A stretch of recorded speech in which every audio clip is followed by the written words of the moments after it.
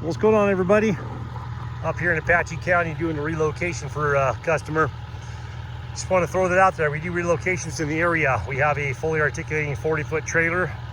We are the only outfit up here that has that for some reason. But if you're up in Apache County, Arizona, Navajo County, Arizona, any of the northern or northeastern, or I guess central on the map, but we go out to the northern area, and you need a container relocated. For instance, this container is on this property, and this customer owns a few other properties. He's trying to consolidate them all to one area. This is about a 70-mile one-way trip, about a 150-mile round trip, approximately. We're coming out here. We're swooping this up out the railroad ties he already has, putting it on our container trailer, throwing the railroad tires in the back of the truck, which looks a little ghetto, but it works. Otherwise, it's hard to get them in and out of those when you're loading. We're going to bring this about 70 miles from here, and we're going to drop it within about I'd say within about $1 bill's worth of space of where he wants it. So this trailer can articulate fully up and down. So if you haven't seen this in action, so go up about 8 feet tall right here to drop these off.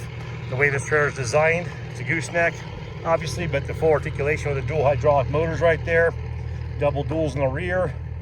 It's a 40-foot trailer, but technically it's about 39 some change. It allows the container to hang off the back, whether it's 220s or 140. If you got 120, a little different, takes a lot of winching, a lot more work, same type of cost involved.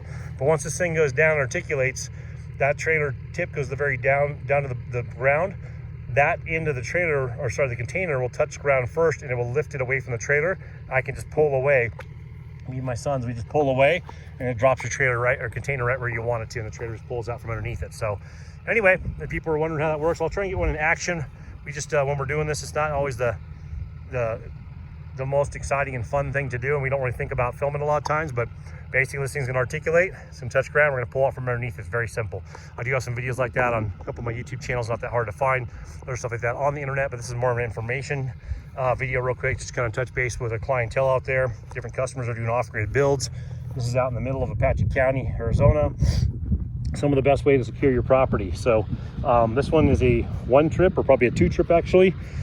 Great shape. This isn't our container, we're just moving it for another outfit and for the customer. So we're picking it up and moving it. It's about a 150-mile round trip, 70 plus miles one way. And this container will go from this property this customer owns to a property he's currently developing, and then he'll come back and put some containers in this one when he gets back around to this particular property. But once again, the containers are a great way to secure your tools, your belongings. You can build off of these. I'm building a house off of these this year. I built a workshop off of these in the last couple of years. The containers, even at full rip, they come down a little bit.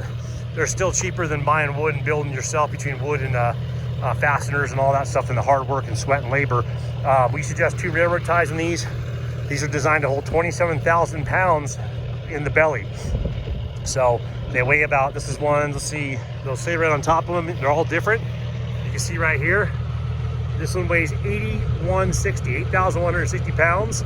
They're between 81 to about 89, depending on the year, make, model, lockbox, no lockbox, that kind of stuff. So anyway, we can get these containers for you as well, but what I'm trying to emphasize today is if you have a container, or you buy a used container from your neighbor, or get it hand-me-down from Grandpappy or whatever else, or Aunt Sue or something, I can come out there and relocate it for you. So I can pick it up at your property, you can bring it down the road, articulate this trailer, and drop it right where you want it. So obviously within reason, this is a 40-foot container, and I'll show you the span from back here. It takes me about 65 feet of realistic real estate in somewhat flat ground to get this out cleanly. So the more funky the driveway is, the harder it is to straighten these out. But here, there's 40 foot plus the truck. This is easy. It's a straight shot from the highway. He had it all built just for the container and for his future developments out here, so very easy property to access. But keep that in mind. If you got a 40-foot trailer or a 40-foot container you're buying from Uncle Bob, and you got 42 foot to put it in between 2 trees, it's not going to be very realistic. The only way I can do that is drop it off next to, parallel to where you want it, and you got to shove it over to the tractor. And then we do recommend, like I was saying, these hold 27,000 pounds internally. I don't recommend putting these on the ground, even though they'll probably outlast you and I, especially if you get a 1 trip or 2 trip like this one, where it's only got a couple times over across the ocean. A lot of the wind and water tights, and the ones I carry about 15 years old before they're decommissioned, the ones I sell, the ones you see up here could be 20 to 25 years. I see some real shitty ones up here because people try and bring up junk and try and pass it off as a better quality than it is. Not naming any outfits, but that's pretty common from up in the valley, or from the valley bringing them up here. So it's another thing too. Free paint jobs. If they're giving you a free paint job, it's probably because the trailer is a piece of shit.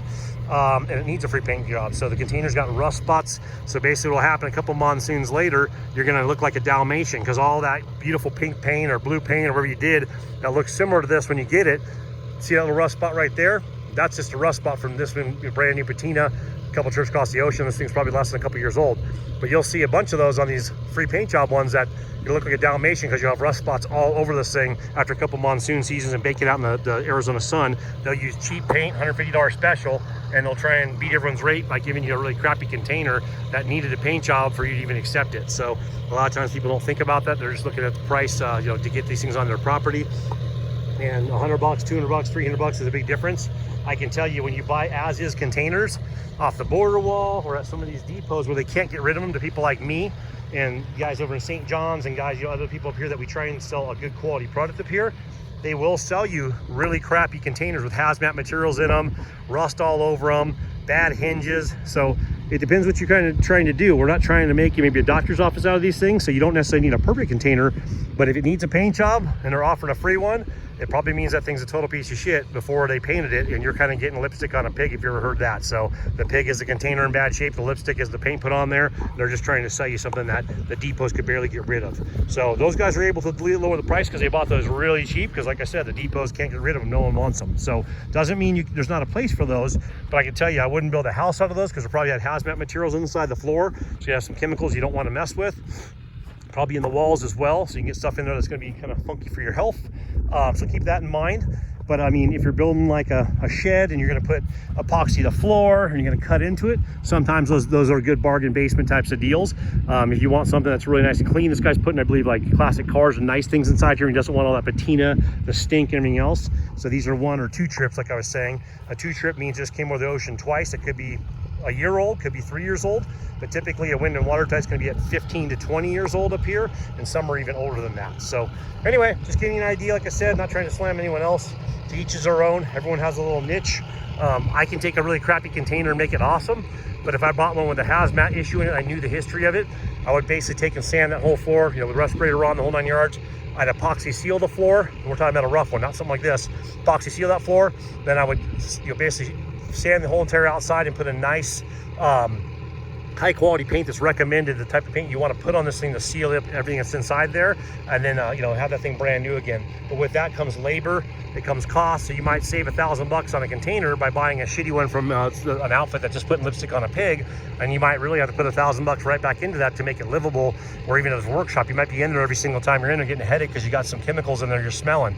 So I'm not trying to give worst case scenario, no fear mongering, but that does happen in this industry. So if the deal's too good to be true, it probably is. You know, one trip's the most expensive. This would probably be a 2 trip, because you can see there's a little patina on this thing. I haven't checked the date code, but see how it's got a little niche here? That wouldn't qualify as a typical 1 trip. So that would take it out of 1 trip status, even if it did 1 trip, because it's banged up a little bit. Little pucker right there, little abrasion right there. 1 trips will literally look like no one even touched them. They'll have a little bit of contact point on the supports here. Because of the forklifts, you can't move them, and you can't magically move them. No one's figured that out yet, just to levitate them.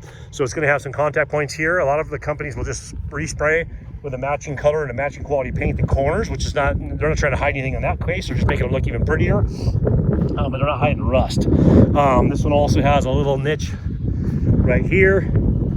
It's got a little rust spot here. So this would probably be, even if it was a 1 trip, this would be considered a 2 trip, because it comes with a couple of little dents and dings and bangs and bruises. So anyway, sometimes you get a little better deal on those because they're 1 trip quality with a couple of niches that won't qualify for inspection to be a 1 trip. So just food for thought, guys.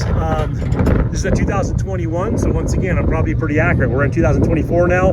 21, I bet you just went across the seas twice. You know, maybe, you know, it's a 2 trip, maybe it's a 3 trip. But I mean, it's not a traditional 1 trip. But that 2021 date code means it's a few years in circulation, so it could have easily done 2 trips across the ocean, been a 2 trip. That's why you got a couple little dings and dents on it. It might be a little cheaper than a 1 trip, and it still has that beautiful patina, no chemicals on the floor. The floor in there is almost immaculate. Got a couple of scratches from forklifts, but just an idea. So anyway, back to the point at hand. If you guys need something relocated up in the Apache, Navajo County, I can even go down to Cochise, but if you're down in Cochise, I'll probably set you up with one of my other outfits, like friends I work with. I scratch their bet, they scratch mine.